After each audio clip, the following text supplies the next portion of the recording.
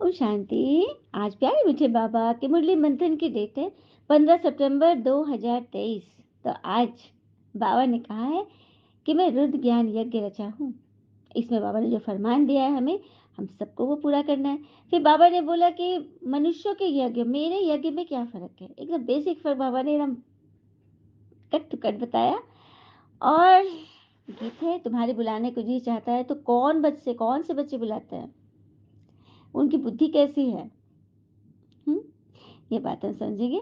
और प्रजापिता यज्ञ, दक्ष ने जो यज्ञ किया था, और कोई भी राजा जो अश्वमेध यज्ञ करते हैं, शास्त्रों में यादगार है ना। तो आज हम राम जी के यज्ञ के बारे में तो सुना ही कि अश्वमेध यज्ञ दौड़ाए थे जो लव कुश ने पकड़ा था।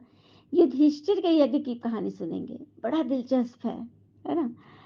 फिर बाबा ने आज बोला कि तुम बीके अपनी दुकान संभाल रहे हो, ज्ञान की दुकान, और सेठ, और खुद को बाबा ने बोला सेठ। और सेठ को कौन दुकान अच्छा लगता है, किसको बाबा भरेंगे, ये बाबा ने क्लियर किया है कि किस बुद्धि के बच्चे को। और फिर शास्त्रों में जो 33 करोड़ देवी देवता का गायन है ना, ये सत्य है, लेकिन अभी 33 करोड़ नहीं है, तो वो आत्माएं कहाँ चली गई हैं, ये समझेंगे, इसका रहस्य जानेंगे। ब्रह्मा का दिन माना पतित, क्यों, इसको भी क्लियर समझेंगे। और सेंसेबल ब्राह्मण कौन है, तो हर एक अपने दिल से पूछे मैं कहाँ तक सेंसेबल बना हूँ, इस बात को भी समझ लेंगे। और बाबा कह रहे हैं मैं सबका उद्धार करने आया हूँ। जो देव विमान वाले होंगे ना, वे बाबा का से पूरा लव और रिगार्ड नहीं रख सकते हैं, इसको बाबा ने अच्छी रीति क्लियर किया है। अच्छा, फिर बाबा कहते हैं कि तुम याद क्यों भूलते हो, तो मेरी गोद में आकर खाओ पियो, सब कुछ मेरे साथ करो। हम्म अर्पण होने के साथ साथ अपनी बुद्धि को विशाल बना, ये नहीं कि हम मुरली सुन रहे हैं, हम भोजन शुद्ध खा रहे हैं, सब कुछ कर रहे हैं, किसी चीज में आंख न डूब रही है, लेकिन बुद्धि विशाल बनी है कि नहीं, रहम दिल बना है कि नहीं, यह चेक करना है। अहंकार छोड़ना है और बाबा के प्रति लव व रिगार्ड रखना है। मालिक बन कर्मेंद्रियों से कर्म कराने वाले कर्मयोगी कर्म बंधन मुक्त बनते हैं। और दिलाराम के साथ का अनुभव करना है तो साक्षीपन की स्थिति में रहो। इसको हम बहुत अच्छी रीति बाबा की वाणी सुनते जाएंगे और धारण करते जाएंगे। तो मीठे बच्चे, तुम रुद्र ज्ञान यज्ञ में बैठे हो। रुद्र से बाबा तुम्हें जो सुनाते हैं वह सुनकर फिर तुम्हें दूसरों को सुनाना है। हम कहाँ बैठे हैं, रुद्र ज्ञान यज्ञ में बैठे हैं। प्रश्न, बाबा ने भी यज्ञ रचा, मनुष्य भी यज्ञ रचते हैं, दोनों में से क्या मुख्य अंतर है दोनों के यज्ञ में। तो मनुष्य रुद्र यज्ञ रचते हैं कि शांति हो, अर्थात विनाश न हो। किस लिए मनुष्य रचते हैं, शांति हो लेकिन विनाश न हो। लेकिन बाबा ने रुद्र ज्ञान यज्ञ रचा है कि जल्दी से परिवर्तन हो इस दुनिया का, विनाश ज्वाला निकले इस यज्ञ से और भारत स्वर्ग बने। तो है ना कितना बेसिक फर्क। हाँ, उस यज्ञ से तो कोई प्राप्ति नहीं होती, बस थोड़े पल के लिए शुद्धि वगैरह होती है। और यज्ञ की बात बता रही है कि उसमें वो जो लकड़ी डाला जाता है ना, वो सब पर्यावरण का दोस्त है। इसीलिए बड़ा साइंटिफिक है कि इसको कौन से तत्व लकड़ी पर्यावरण को नुकसान नहीं पहुंचाएंगे, उसी उन्हीं का प्रयोग किया जाता है। कितनी सुंदर बात है ना। फिर बाबा कहते हैं रुद्र यज्ञ तो बहुत रचते हैं परंतु रुद्र ज्ञान यज्ञ कभी नहीं रचते। और जो तुम ब्राह्मण बने हो ना, तुमने ही 84 जन्म लिए हैं और तुमने ही मुझे ज्यादा याद किया, पूजा की और अभी बुलाया है, सुना। इसलिए बाबा किससे मिलने आए हैं, हमसे ही तो मिलने आए हैं। हम्म तो बाबा से मिलना है तो ज्ञान श्रीमत पे चलते रहो। फिर बाबा कहते दिखाते हैं ना शास्त्रों में कि दक्ष प्रजापति यज्ञ में अश्व को स्वाहा करते हैं, उनको दक्ष प्रजापति यज्ञ कहते हैं। तो दक्ष प्रजापति पार्वती जी के पिताजी ने जो यज्ञ रचा था उसका नाम था दक्ष प्रजापति यज्ञ। तो हमने दक्ष प्रजापति यज्ञ भी सुना, श्री राम जी का अश्वमेध यज्ञ सुना। लेकिन एक नई कहानी बताऊंगी, युधिष्ठिर जी ने भी अश्वमेध यज्ञ किया था, युधिष्ठिर ने। तो जब उन लोग को राजपाट मिला तो वो लोग अश्वमेध यज्ञ किए थे, क्योंकि चारों तरफ निष्कंटक राज्य बने, कोई भी राजा यहाँ पे हमला करने की सोचे नहीं, और जो करे उस पर हम लोग को चढ़ाई करके जीत पानी है, मतलब निष्कंटक राज्य हो। और उसके बाद दान धर्म तो युधिष्ठिर इतना कर रहे थे ना, जब जी खोल के पूरा खजाना एकदम खोल दिए थे, तो सभी लोग सभी प्रसन्न थे, दूर दूर के देश के गांव के रहने वाले भी आकर युधिष्ठिर के इस सम्मान का आनंद उठा रहे थे और खूब तारीफें कर रहे थे, खूब ज्यादा। तो युधिष्ठिर एक दिन बैठा हुआ था, श्री कृष्ण भी थे और भी कई लोग थे बैठे हुए। युधिष्ठिर अपनी जब अहंकार सर चढ़ के बोलता है ना, तो फिर विनाशकारी विपरीत बुद्धि तो होनी ही है। तो युधिष्ठिर की सभी बड़ाई कर रहे थे और बहुत खुश हुए। एक ऋषि तो यहाँ तक अनाउंस करने वाले थे कि सबसे बड़ा दानवीर कर्ण को छोड़कर अब युधिष्ठिर बन गया है। तभी एक आवाज आई कि नहीं, नहीं, अभी बहुत बाकी है समय।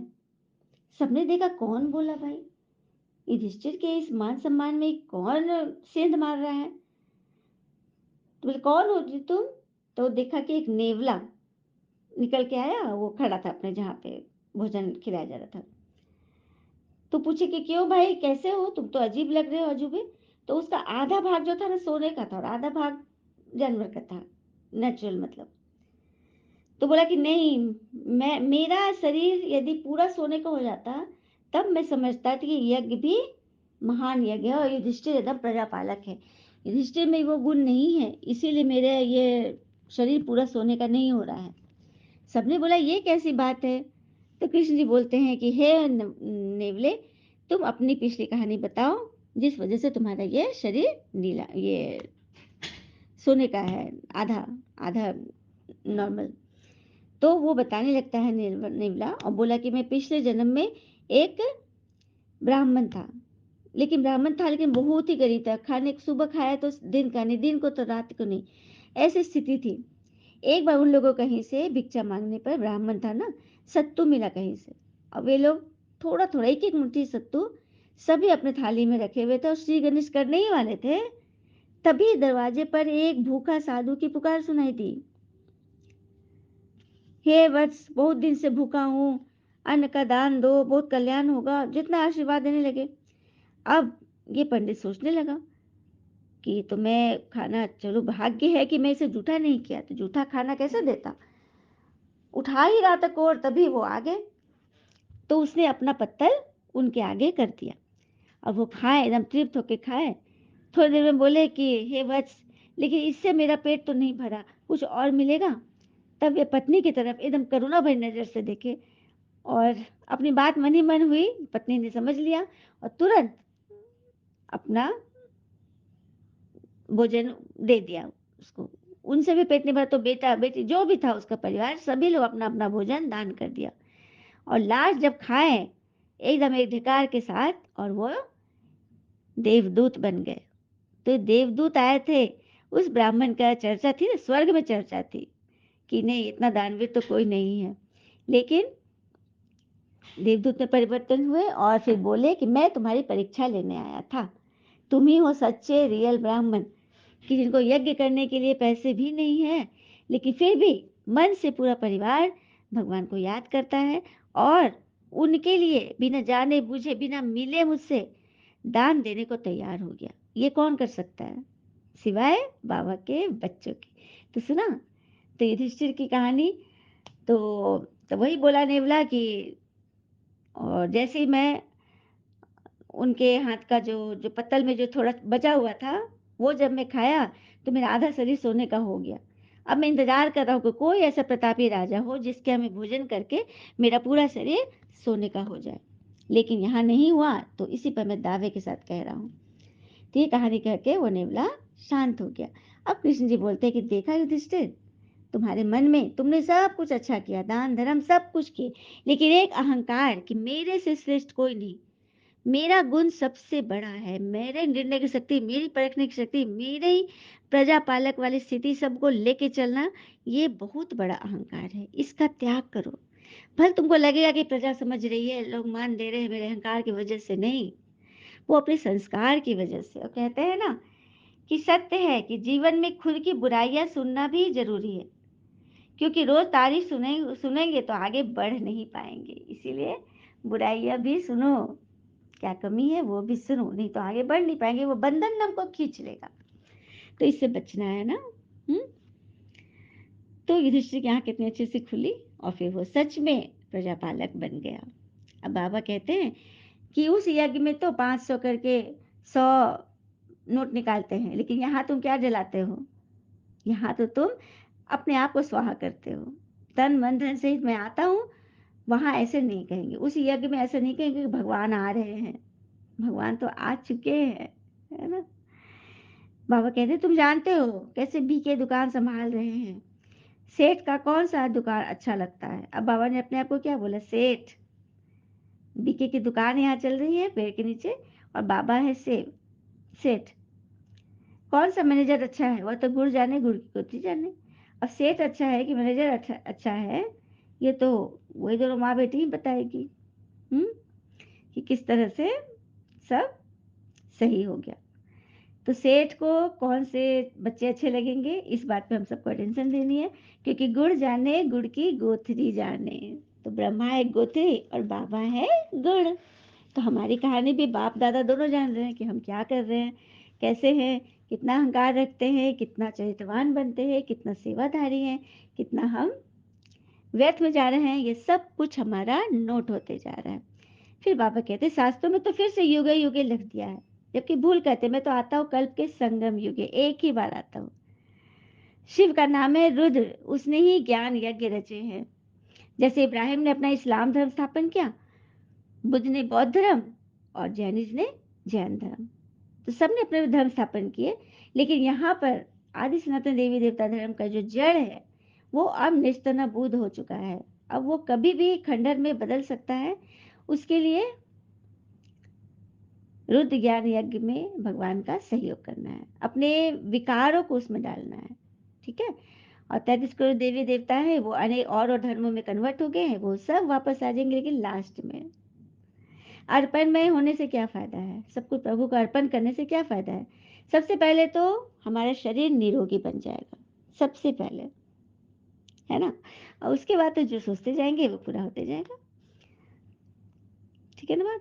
और दिन और रात का प्रश्न यहाँ ही होता है, कलयुग में ही होता है। ब्रह्मा की रात माना पतित अंधकार, फिर वही पावन बनते हैं तो दिन शुरू हो जाता है। जब ब्रह्मा पावन बनते हैं सतयुग में तो दिन शुरू हो जाता है। तो सतयुग रहता दिन, द्वापर कलयुग रात्रि। ब्रह्मा को पावन बनाने वाला एक ही सतगुरु है, सत बाबा, सत टीचर और सतगुरु है। कौन है हमारे? सत्य पिता, सत्य टीचर और सत्य गुरु शिव बाबा। तो ये रहस्य है। अभी तुम सत बाप, सत टीचर, सतगुरु तीनों को इकट्ठे रूप से जानते हो। किसको हम लोग जान रहे हैं? सत्य पिता, सत्य टीचर और सतगुरु, तीनों को इकट्ठे रूप से हम जानते हैं। फिर बाबा कहते वास्तव में सेंसिबल तो तुम बच्चे हो, तुम्हारे में जो अक्लमंद पाएंगे वो हर दिल अपने दिल से पूछेंगे कहाँ तक सेंसिबल बनी हूँ। जैसे बाबा मुरली चलाते हैं वैसे वहां भी तुम्हारी मुरली विनाश ज्वाला, तुम्हारी मुरली चल सकती है, कहीं भी चल सकती है। तुम उन्हें समझाओ कि रुद्र गीता ज्ञान यज्ञ में रात दिन का फर्क है, क्योंकि दुनिया में रुद्र यज्ञ कहते हैं लेकिन गीता रुद्र गीता ज्ञान यज्ञ नहीं कहते। ये तो भगवान ने आकर बोला कि मैंने पूरी सृष्टि पर यज्ञ रच दिया है। तब तो बाबा कहते हैं मैं इनका उद्धार करने आया हूँ, रुद्र ज्ञान रचता हूँ। तो तुम प्रतिज्ञा करते बाबा हम आपसे सुनकर औरों को सुनाएंगे। अच्छा, औरों को सुनाओ, पहले यहाँ तो रिपीट करो। बाबा कह रहे चलो और लोगों को सुना रहे हो, मेरे सामने तो रिपीट करो। उस यज्ञ में तो तिल जौ आदि डालते हो, लेकिन यहाँ क्या डालते हो? पुरानी दुनिया की सारी सामग्री डालते हो, क्योंकि सब कुछ जलना है और कंचन बनना है। इस समय सबकी बुद्धि पतित है, उन्हों को पावन बनाता हूँ। जो मेरे को याद नहीं करते उनमें धारणा नहीं हो सकती। सुना, बाबा ने आज क्लियर कर दिया, जो मुझे याद नहीं कर सकते। बाबा को याद क्या है? कोई फोटो की याद नहीं, कोई भक्ति मार्ग नहीं चलाना है। बाबा को याद करने के लिए मेवा, हम्म मेवा, जितना सेवा करोगे उतना बाबा से मेवा मिलेगा। हम्म तिल जौ डालते हैं तो यहाँ हम अपने आप को ही डाल देते हैं, अपनी सारी कमी कमजोरियां डाल देते हैं।